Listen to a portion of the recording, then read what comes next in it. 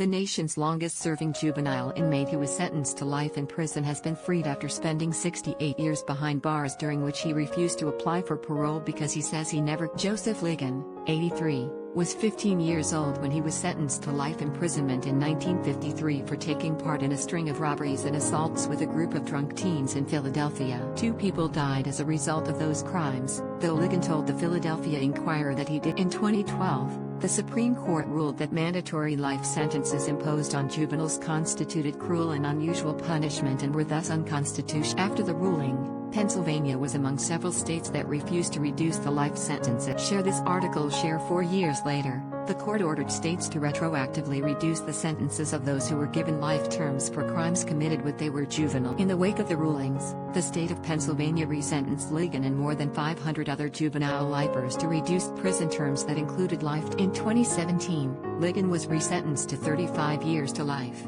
Given the opportunity to apply for parole, however, I like to be free, he said. With parole, you got to see the parole people every so often. You can't leave the city without permission from parole.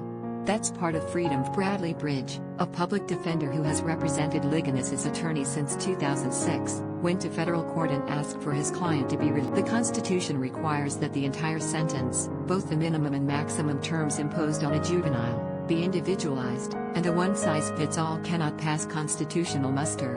In November, the Philadelphia District Attorney's Office accepted Bridges' motion and ordered Ligon either resentenced or released within 9. Ligon was freed from the State Correctional Institution Phoenix in Montgomery County. That was no sad day for me, Ligon said. Ligon was born in Alabama. After moving to Philadelphia, he was enrolled in elementary school, but he dropped out by the 4th grade. When he was 15 years old, he was considered an outsider among his peers. Ligon believes he was scapegoated and made to take the fall for the crimes. In prison, Ligon kept to himself. Most of the time, he worked as a janitor. He also learned to read and write. In his spare time, Ligon also trained as a boxer and kept in good physical condition by enduring grueling work. In the 1970s, hundreds of lifers in Pennsylvania were released as part of a clemency plan, but Ligon never applied to have his sentence commuted. I'm just a stubborn type of person, Ligon said. I was born that way.